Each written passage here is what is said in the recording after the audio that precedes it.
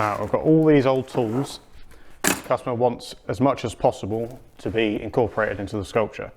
Instantly that's jumping out. I've pulled it out from the side. That section there will work perfectly for sort of the back of an owl coming into land, maybe catching a mouse, something like that. Wings coming out to the sides. Get this emptied out. We're going to use this one for the back. That one's definitely going to be for a beak. I can maybe use that as part of the wing. A lot of the rest of it is just going to be cut up and used as like the mosaic scrap. That is the majority of those materials cut up so they can be used in sort of the mosaic scrap pattern that I like to do. Now there is a reason I'm using these materials, but I'll tell you about that a little bit later in the video. So what I'm doing at the moment is putting everything together into the mould, welding it all together to create the front section of the owl. Once I've got that, everything can build off of it, but I need something to mount that onto to start off with. So I throw together a few little bits and pieces, make a really simple little mouse that everything else can mount onto that, with a couple of bars coming down out of the bottom of it. So the final sculpture can be mounted however you want, as long as you can drill 2 holes into whatever the material is.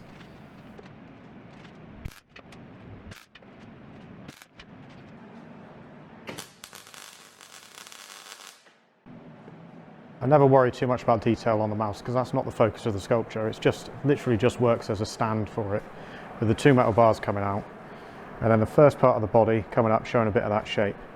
Now what I need now is a hoop to go around here, around this section here, and then I can build up the head on top of that. I can put the back on, everything else comes from that section there. This is where the sculpture really starts to come together. You kind of get a bit more of an idea of the shape of and the scale of everything, of how it's going to work. As soon as that hoop's on, I can get the back onto it. Once that is on, I can get some eyes created for it. Now the rough hoops for the eyes are just some old bearings that I've found, but they work perfectly for the eyes for the owl. Once these are on, it just completely transforms what it looks like at the moment.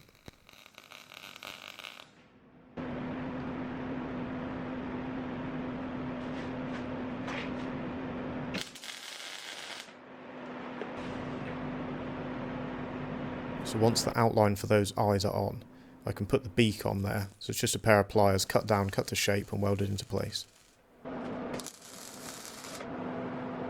They're all starting to come together now. You can kind of see the rough shape of it, the eyes in, the beak, that kind of thing. What I want to do now is just get the shape of the head right here, and then I'm either going to fill that in or I might fill some more mosaic scrap in. The way I'm going to do it is put a piece of card in, and then I can draw the shape that I want out on the card, cut a piece of metal bar, shape that to the same curve, weld that on, and give me a guide for the whole of the rest of that head then. When creating shapes like this, I always used to do everything just by eye, but a couple of years ago I decided to start using little templates out of card. It makes life so much easier to get everything together, get the right shapes. After that, I just want to get the rest of the body filled in with some mosaic scrap and some nuts.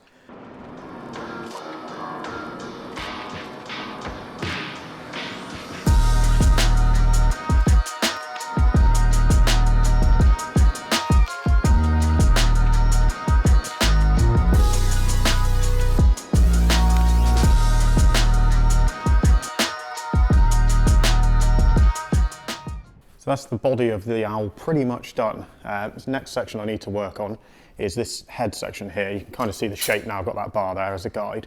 So I'm going to use some tablespoons, lay it up like this all the way over. I've actually done this in the wrong order now. What I should have done is put the rest of the eyes in while I had the space on the back to be able to access it from the back, but I didn't. So it made life harder for myself. So a couple of coach bolts with some washers, slip them into place, a couple of welds to hold it in. I think they work perfectly for the eyes.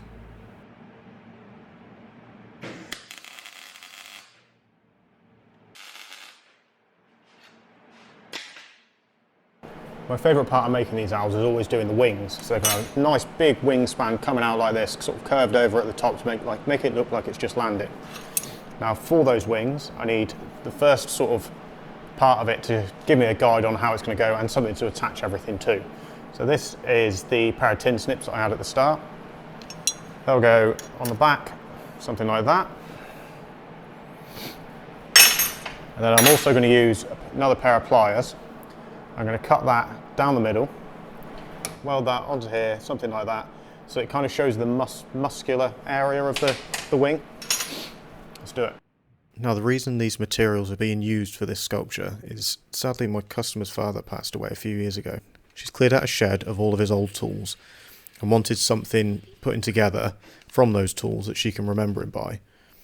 Something like this works perfectly for that. It's something that can go in her garden, last for years and years and years, get enjoyment from it, rather than just taking those tools and throwing them away. It breathes a new life into them and they get enjoyed again.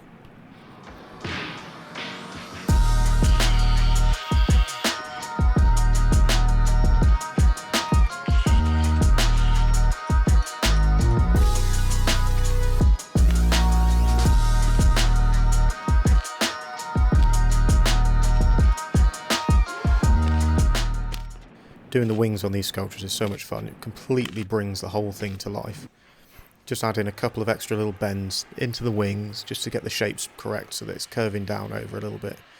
Once all of them are done and the backs are on and everything like that, I can put a few more little curves into each of the knives that make up the feathers just to capture a bit more movement in the sculpture.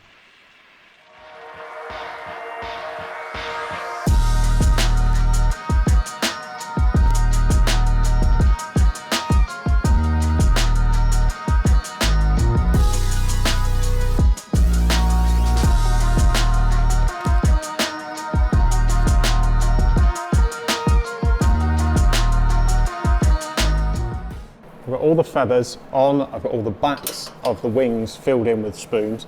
I just want to fill in this section here. Now, I quite like to do this with handles from some of the knives that I used, just so you're using all the different materials. So I have one there, another one cut down a bit shorter, and then just gradually fill in this whole gap here, and then the sort of triangular area at the top there as well filled in.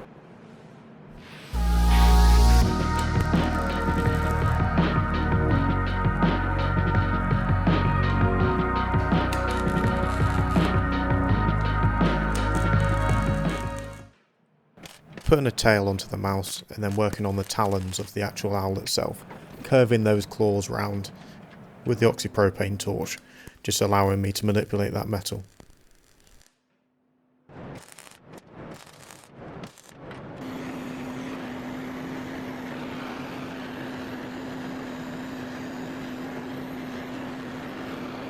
Probably the most important part of one of these sculptures is this section here. Just getting those little bends on each of all those knives completely transforms the sculpture, brings it all to life, captures a bit of movement in it.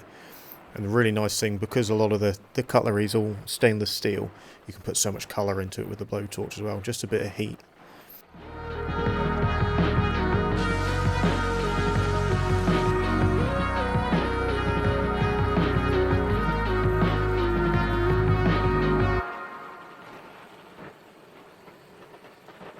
Then to seal in all those colours, I use a rust inhibiting oil, paint that all over the entire sculpture.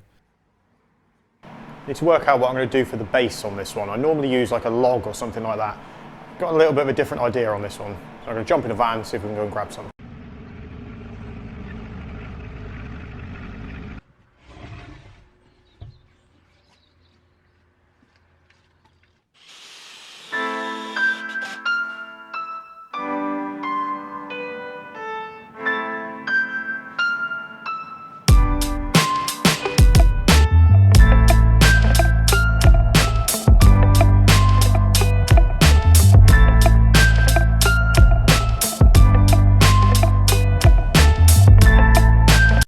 So from that bucket of old scrap to the finished sculpture, I think my customers will be pretty happy with this one. Hopefully you've enjoyed the video. If you have, leave a like, subscribe, and I'll see you in the next one.